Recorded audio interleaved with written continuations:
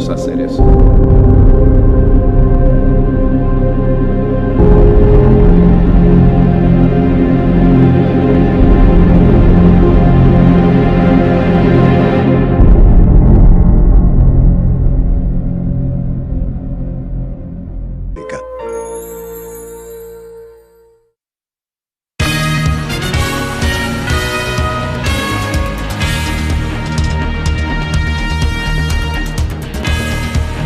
Centenares de cubanos piden a la Asamblea Nacional que apruebe una ley que garantice los derechos de manifestación y reunión. Cuba sigue siendo el peor país para la libertad de prensa en América Latina, asegura Reporteros Sin Fronteras. Denuncian que en las cárceles cubanas se violan las reglas Mandela sobre el tratamiento a prisioneros. Congresistas republicanos y demócratas piden al presidente de Estados Unidos que extienda la política fronteriza, conocida como Título 42. La Fiscalía de Perú solicita 18 meses de prisión preventiva para el expresidente Pedro Castillo. Y presas políticas iraníes critican las sentencias a muerte por las protestas contra el gobierno.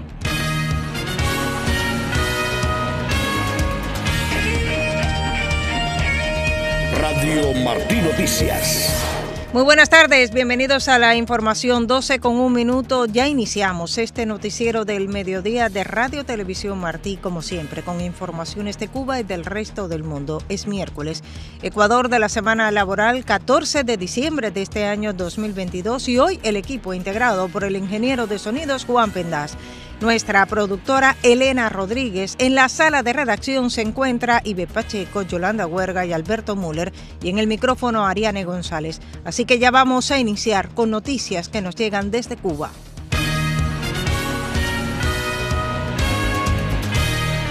Un grupo de cubanos pidieron a la Asamblea Nacional del Poder Popular que aprueben la ley que implementa el derecho de manifestación y reunión recogido en el artículo 61 de la Constitución de la República del año 2019. El activista político y académico Manuel Cuesta Morúa explica en qué consiste la solicitud. Según la estructura de la Constitución cubana, cada artículo contenido en ella siempre establece una regulación por una ley posterior, que se suponía que sucediera al tiempo que se reconocía en el artículo 56 el derecho a la manifestación, a la reunión y a la asociación. El gobierno no había establecido la ley que regulaba el ejercicio de ese derecho por parte de los ciudadanos, lo cual dejaba en una ambivalencia la posibilidad del ejercicio de ese derecho, porque siempre se abría la interpretación del régimen si puedes o no ejercer ese derecho que está reconocido en la Constitución a tu libre albedrío. En el cronograma del año que hicieron para el 2020-2023, el cronograma legislativo que recoge las leyes que ellos iban a aprobar, estaba comprendida la ley de manifestación y reunión, que así se llamaba, o norma sobre la manifestación y la reunión. Vino la COVID, el cronograma tuvo que modificarse, ajustarse, y del nuevo cronograma hecho en el 2022, ellos sacaron esa norma, de modo que no la han discutido en todas estas veces que se han reunido. Lo que nosotros queremos justamente es que ellos recuperen esa norma para el próximo cronograma legislativo del 23 y establezcan la ley de manifestación y reunión, porque eso es lo que nos permite a nosotros, amparados en el derecho constitucional y en la ley que regula, nos permite a nosotros entonces programar nuestras manifestaciones, porque vamos a hacer uso definitivamente del derecho a manifestación. Ellos primero han sacado el Código Penal para castigar el ejercicio de derechos que no están regulados propiamente en la ley. Y la organización Reporteros Sin Fronteras aseguró que Cuba sigue siendo año tras año el peor país para la libertad de prensa en América Latina. En su informe de 2022 publicado hoy, el grupo con sede en París sitúa a Cuba en el puesto 173 entre 180 países. La isla recibió una calificación más baja que en el año 2021, cuando se situó en el lugar 171. El barómetro de Reporteros Sin Fronteras sobre abusos contra la prensa en el 2022 señala que 532 periodistas permanecen encarcelados en el mundo. En el caso de Cuba, siguen en prisión Lázaro Yuri Valle Roca y Jorge Bello Domínguez. Valle Roca fue condenado en julio pasado a 5 años de cárcel. El periodista independiente fue detenido en junio de 2021 por filmar a activistas que lanzaban octavillas en La Habana Vieja en las que se exigían reformas democráticas en Cuba. Bello Domínguez fue detenido durante las protestas del 11 de julio de 2021 en Guira de Melena, en la provincia de Artemisa, y condenado a 15 años de cárcel. Precisamente la esposa del preso político y periodista independiente Lázaro Yuri Valle Roca, Eralidis Frometa, dijo a Radio Martí que en las cárceles cubanas se violan las reglas Mandela sobre el tratamiento a prisioneros. Tomás Cardoso recogió la denuncia. Este martes en la tarde fue la visita familiar del periodista independiente Lázaro Yuri Valle Roca, cumpliendo 5 años de prisión en el penal combinado del Este. El comunicador continúa sin recibir atención médica por el serio problema de la pérdida de visión que sufre. Además, se encuentra sin medicamentos para varias dolencias que padece y se le negó la entrada de los fármacos que le trajo su esposa. Se suma también la pésima alimentación y los maltratos dentro del centro penitenciario, denunció Eralidis Frometa. Yuri continúa con el problema de la visión, se está quedando ciego totalmente. Se me dijo que hay que esperar a que un hospital dé un turno, pero tampoco se le pueden pasar medicamentos que él necesita allí, ¿no? Según me dijeron, un mayor ahí, que esto era orden de Fiscalía y del MININ. No lo dejan entrar porque son del extranjero y todos sabemos que acá en Cuba no tenemos medicina. Él ahora mismo anda necesitando vitamina C, anda necesitando unos jarabes, le está subiendo muchísimo la presión, tampoco tienen medicamentos para la presión, la alimentación ni hablar. Allí no hay comida para los presos, muy descompuesta, muy mal elaborada. En las cárceles cubanas se está violando completamente las reglas Mandela, porque ni siquiera la ropa se la cambian, como debiera de ser. Hoy también la comunicadora acudirá a la Fiscalía General de la República para establecer una queja por todas las irregularidades que está sufriendo su esposo en el penal. Entonces yo ahora mismo me estoy vistiendo para ir a Fiscalía General de la República, porque si a mi esposo no me le dejan pasar sus medicamentos, entonces el régimen penitenciario cubano tiene que garantizarle a él sus medicinas. Yuri Roca, por medio de Eralidis, envió un saludo y agradecimiento al personal de nuestra emisora por la cobertura de su caso. También reciban un abrazo, él siempre le manda mucho abrazo a todos los trabajadores de Martí. Lázaro Yuri Valle Roca fue condenado por el Tribunal Provincial de La Habana por los presuntos delitos de propaganda enemiga con carácter continuado y resistencia. El comunicador fue detenido el 15 de junio de 2021 por haber filmado a varios activistas que lanzaron octavillas con frases martianas en la calle Zanja. Y recientemente, el expresidente de Costa Rica y Premio Nobel de la Paz 1987, Oscar Arias, anunció su decisión de apadrinar al comunicador cubano dentro de la campaña para visibilizar a los presos políticos del mundo, promovida por la ONG checa Instituto Casla. Tomás Cardoso, Radio y Televisión Martí. También el preso político Fernando Vázquez Guerra, quien pasó 12 días en celda de castigo en la cárcel Kilo 7 en Camagüey, fue trasladado ayer al Hospital del Penal Kilo 8, ubicado en la misma provincia. Así lo dijo hoy a Radio Martí su esposa Anicia Manresa. El día 30 de noviembre lo metieron en la celda por él decir todas las torturas y todo lo que están haciendo en Kilo 7, y lo metieron en la celda, una celda de castigo. Entonces el día yo vi al jefe de la prisión y él me dijo, no, son 10 días, después de los 10 días yo lo saco, según cómo se comporte él. Pasaron los 10 días, no lo sacó, el día 11 tampoco, el día 12 ya yo me preocupo otra vez y voy de nuevo porque no me había llamado, porque desde el día 22 yo no sé de Fernando, yo no hablo con Fernando, yo no puedo ver a Fernando. 22 de noviembre que fue el pabellón. Desde ahí yo no he visto más a Fernando. Entonces, ayer voy y pregunto por él y me dice que lo habían sacado de la celda porque estaba con fiebre. Lo llevaron a la enfermería, de la enfermería lo remiten para el hospitalito de Kilo 8, que es donde está él ahora. Ahí le pusieron suero, le hicieron un análisis, unos dieron normales y el ecograma dio un poquito alterado, porque sigue con fiebre. Entonces, por si tenía alguna infección o algo incubada, le empezaron a poner suero. Eso fue ayer. Yo fui y le pregunté al jefe que atiende a la población, entonces él llamó, alante de mí llamó al médico, y el médico dijo, si él está aquí, está con fiebre, ya le hicimos los análisis y le estamos poniendo suero. Yo sé por ellos, no porque yo lo he visto, porque nadie le ha hablado conmigo ni nada. Él pasó 12 días en celda de castigo. Según el médico dijo de que el ecograma había dado un poquito alterado, pero que no era dengue ni nada. Fernando Vázquez Guerra es coordinador de la coalición opositora Unión Patriótica de Cuba, UNPACU, en la provincia de Camagüey. Fue condenado en el año 2021 a 1 año y 6 meses de prisión por acusaciones de resistencia y desacato después de ser detenido por presunto acaparamiento.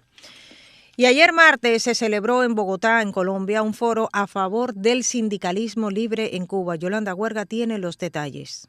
El panel de solidaridad con los trabajadores y el pueblo cubano se efectuó este martes en Bogotá, Colombia, con la intención de divulgar la coerción del régimen contra la sindicalización independiente y el pueblo cubano. Los 2 últimos años han demostrado de manera muy dolorosa el costo inaceptable que entraña el aumento de la represión contra los sindicalistas independientes, la oposición pacífica y los trabajadores cubanos. Una represión humillante y exacerbada por el odio y la crueldad. Expresó en una locución virtual Iván Hernández Carrillo, secretario general de la Asociación Sindical Independiente de Cuba, ASIC. El régimen cubano desestima con absoluta arrogancia las conclusiones del Comité de Libertad Sindical, que en 4 ocasiones en sus informes ha solicitado que reconozca la existencia legítima de la ASIC y se le garantice el pleno derecho a la libertad sindical y el libre ejercicio de las funciones sindicales de todos nuestros integrantes. La queja promovida por la ASIC y aceptada por el Comité de Libertad Sindical logró que terminara el monopolio de más de 6 décadas de la oficialista Central de Trabajadores de Cuba en la entidad mundial del trabajo. El presidente de la Universidad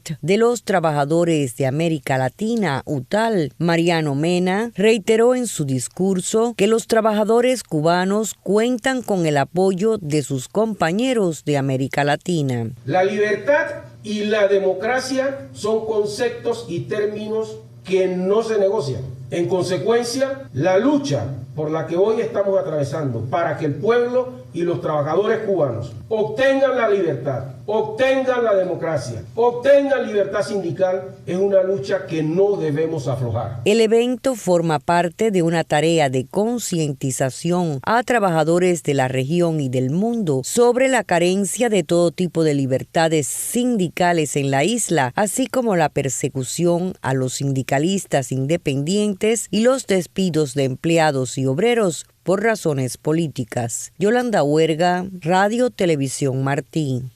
En otra información, agentes de la patrulla fronteriza de Estados Unidos respondieron ayer a 3 desembarcos de migrantes en los Cayos de la Florida, según reveló en su cuenta de Twitter el jefe del sector de Miami, Walter Slosar. El comunicado de la patrulla fronteriza agregó que se encontraron 37 migrantes cubanos, entre ellos había 32 adultos y 5 menores de edad. Por su parte, el Instituto Nacional de Migración de México confirmó la detención de un grupo de migrantes cubanos que se encontraban ilegalmente en el territorio en su intento de llegar a Estados Unidos. Pese a que el operativo se produjo el pasado 9 de diciembre, no fue hasta el 13 de diciembre que las autoridades mexicanas reportaron el acontecimiento. El mensaje publicado por las autoridades en Twitter precisa que 10 migrantes cubanos fueron interceptados en una zona hotelera de Cozumel en el estado de Quintana Roo. El tuit concluyó diciendo que la Secretaría de Marina de México apoyó el traslado de los migrantes cubanos a una estancia provisional para resolver su situación migratoria. A las 12:13 vamos a conocer la previsión meteorológica en el tiempo para Cuba. Se pronostica una tarde parcialmente nublada en gran parte del país con escasas lluvias. Las temperaturas máximas estarán entre los 28 y 31 grados Celsius y en la noche entre los 19 y 22 grados Celsius, superiores en zonas costeras y región oriental. Los vientos serán del sudeste en el occidente de Cuba y del este en la costa norte, central y oriental, con velocidades entre los 10 y los 25 kilómetros por hora y de hasta 30 kilómetros por hora en el extremo más occidental. En el resto de la isla serán variables y débiles. Habrá oleaje en la costa norte oriental y poco oleaje en el resto de las costas cubanas. Como siempre, la invitación a nuestra sección de deporte. Más adelante, a las 12:50, Pepe Lacayo estará con nosotros, pues es la semifinal de la Copa Mundial de Fútbol. Hoy, a las 2 de la tarde, Francia versus Marruecos. El ganador se va a enfrentar a Argentina el domingo en la final. El perdedor va contra Croacia por el tercer lugar. Así que de esto y mucho más, Pepe Lacayo en los deportes. Continuamos con noticias de Estados Unidos. 2 congresistas republicanos y 2 demócratas pidieron al presidente Joe Biden que extienda el Título 42, una política de gestión fronteriza promulgada por primera vez por el expresidente Donald Trump y que ha sido declarada ilegal por un juez federal. Nuestra corresponsal en Washington, Michelle Sagué, informa. 2 senadores estadounidenses, el republicano John Cornyn y el demócrata Joe Manchin, y 2 representantes, el demócrata Henry Cuellar y el republicano Tony González, enviaron una carta al presidente Biden instándolo a extender el Título 42 más allá de la próxima fecha límite del 21 de diciembre del 2022. El Título 42 es una orden de salud pública implementada a raíz de la pandemia del COVID-19 que permite al gobierno expulsar a migrantes de manera expedita con el objetivo de evitar la propagación de la enfermedad. Los congresistas dijeron al presidente en su carta que hay una crisis en la frontera con México, con un número de cruces fronterizos sin precedentes y que les preocupa que la administración Biden no haya brindado suficiente apoyo o recursos al Departamento de Seguridad Nacional, que tiene la tarea de mantener la seguridad fronteriza. Los congresistas dijeron que están comprometidos a promulgar una legislación bipartidista que permita al departamento implementar de manera efectiva políticas y programas que son críticos para mantener el control operativo de la frontera sur y que no impliquen la libertad condicional de un gran número de migrantes en Estados Unidos para someterse a meses o procesos de años. Añadieron que estas negociaciones llevarán tiempo y que mientras tanto le instan a que haga todo lo que esté a su alcance para extender la orden del Título 42. La migración desde México, Guatemala, Honduras y El Salvador sigue siendo alta, pero el cambio más sustancial en los patrones de migración regional después de la pandemia ha sido la migración masiva desde Cuba, Nicaragua, Venezuela y Haití. Desde Washington para Radio y Televisión Martí les habló Michelle Sagué. El secretario de Seguridad Nacional, Alejandro Mayorkas, autorizó a la Oficina de Aduanas y Protección Fronteriza a emprender actividades encaminadas a atender las necesidades para la vida, la seguridad, el medio ambiente y la reparación en proyectos de construcción de barreras a lo largo de la frontera con México. Entre las labores autorizadas se cuentan la terminación o instalación de drenajes para evitar inundaciones, medidas permanentes de control de la erosión, terminación de caminos de patrulla, mantenimiento y acceso y la disposición de materiales residuales que no se requieran para estas obras. Mientras, Estados Unidos reforzará su compromiso con naciones africanas en el marco de una cumbre que se realiza en Washington, D.C.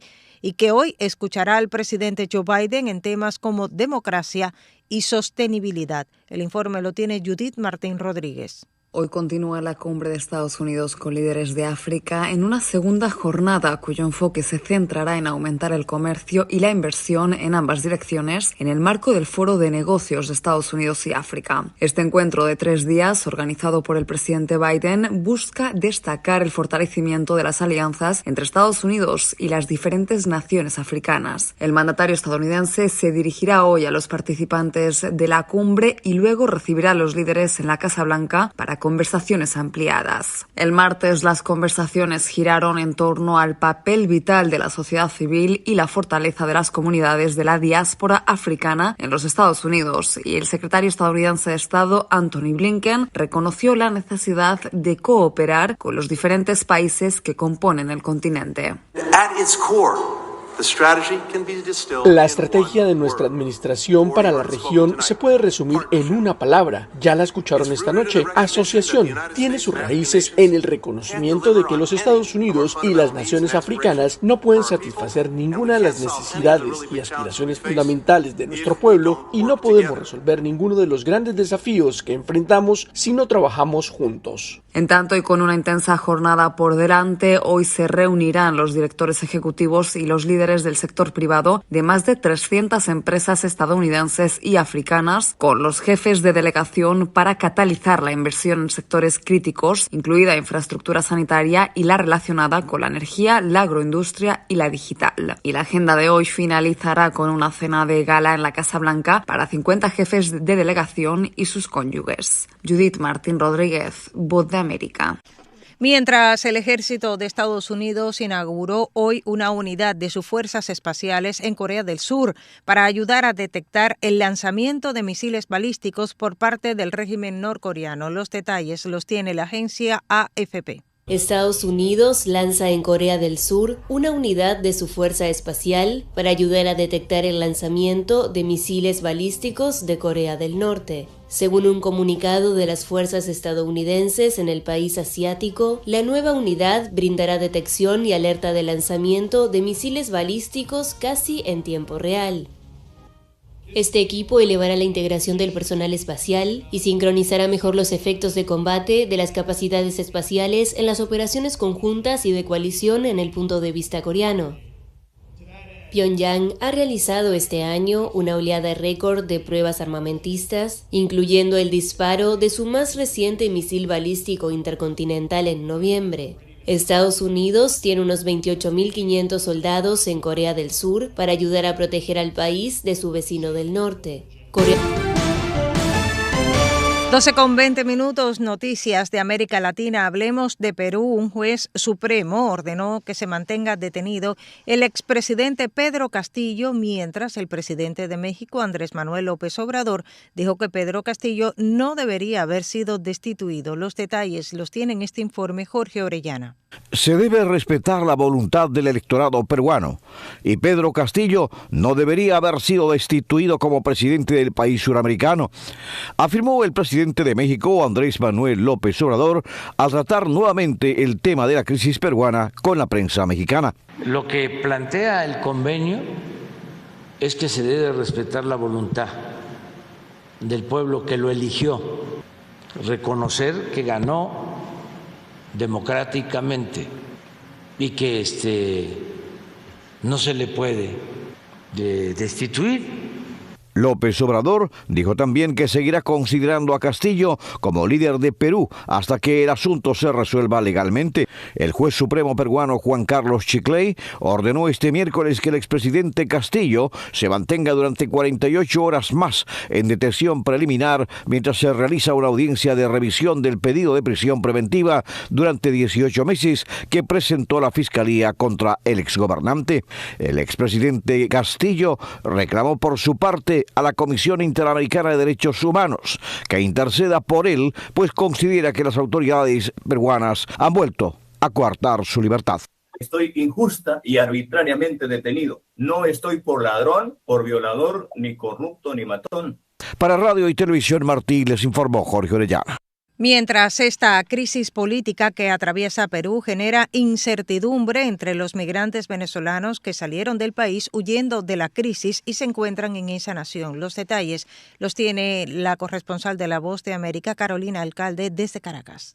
Ayatollah Núñez es un periodista venezolano que reside en Perú hace 5 años. Durante ese tiempo, consecuencia de la inestabilidad política de ese país andino, ha vivido bajo el gobierno de 6 presidentes y relata a La Voz de América que en su trabajo no puede utilizar su celular, por lo que se enteró de los acontecimientos registrados en días recientes horas después, una situación que considera frustrante. Por su experiencia en Venezuela, a juicio de Núñez, uno de los aspectos que más preocupa a los venezolanos migrantes en Perú es que la crisis política pueda repercutir en la situación económica. Ante una eventualidad como esa, lo primero que hacemos los venezolanos que estamos aquí es mirar el precio del dólar, porque eso evidentemente nos afecta básicamente las remesas que podemos enviar a Venezuela. Hay quienes lo hacen quincenalmente, hay quienes lo hacen mensualmente, hay quienes lo hacen diariamente. Allí la principal preocupación del venezolano. Gustav Brockmeyer, politólogo especialista en procesos de desarrollo económico en América Latina y director ejecutivo de Equilibrium, Centro para el Desarrollo Económico, considera que si bien la inestabilidad en Perú podría generar algunas dificultades para construir políticas públicas eficientes, migrantes e impulsar programas masivos de regularización migratoria y procesos de integración socioeconómica, estima que no habrá impactos negativos. Creemos que lo que se va a tener es una continuación de los procesos que se están llevando a cabo, siempre y cuando pues esto se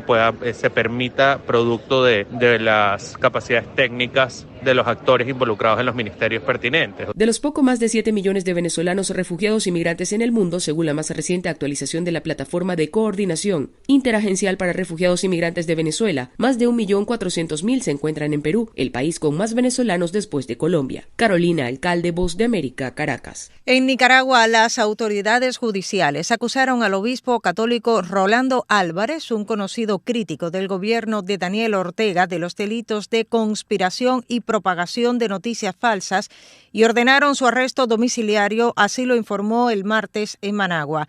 A Álvarez, quien está a cargo de la diócesis de Matagalpa, una de las más importantes del país, se le nombró como defensor judicial del oficio para su proceso y se le programó la audiencia para el 10 de enero.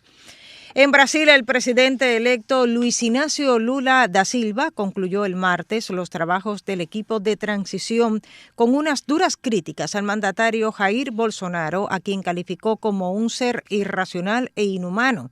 Lula encabezó un acto simbólico con el equipo que durante las últimas semanas recabó informaciones del gobierno de Bolsonaro para preparar la gestión que iniciará tras su investida el 1 de enero. Agregó que el presidente electo, que el nuevo gobierno enfrentará una gravísima situación social porque 33 millones de brasileños padecen de hambre.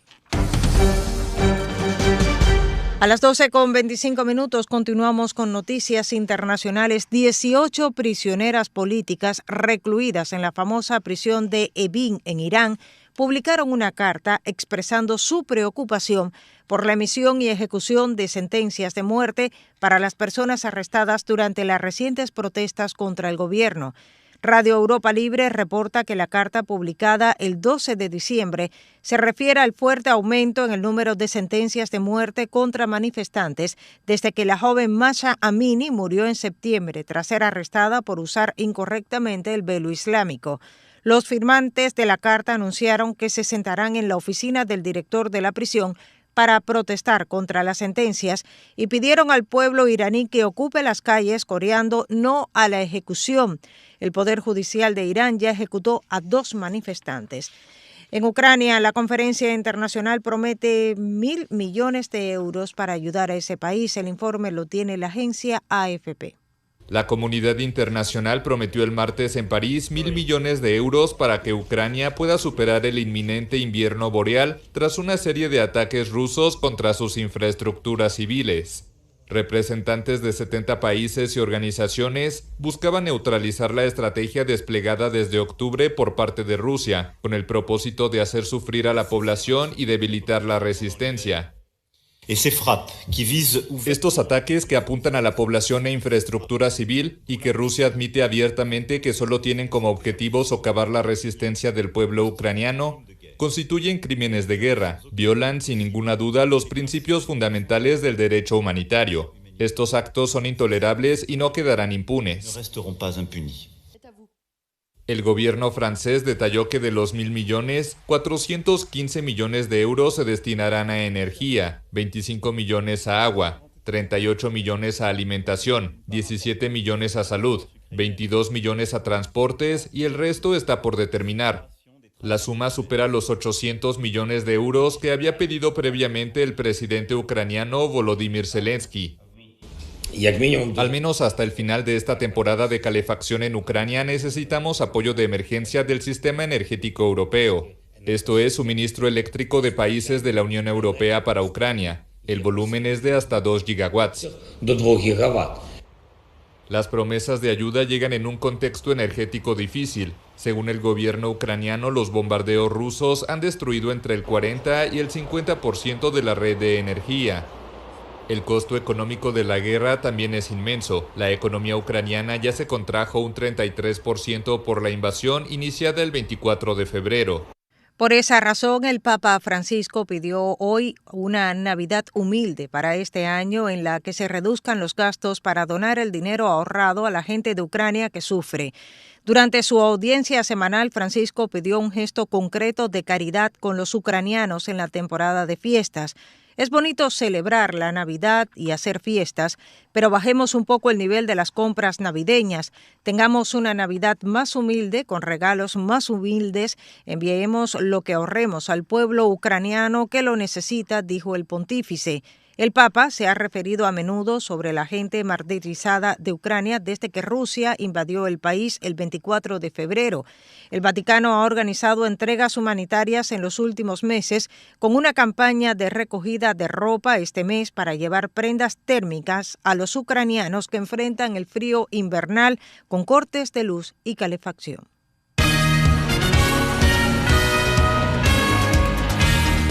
Así llegamos al final de la primera media hora del noticiero del mediodía de Radio Televisión Martí. Gracias por acompañarnos en nuestras redes sociales. Continuamos con más informaciones en las frecuencias de Radio Martí. Mañanas en las redes sociales volvemos a encontrarnos a la misma hora, a las 12 del mediodía. Muy buenas tardes.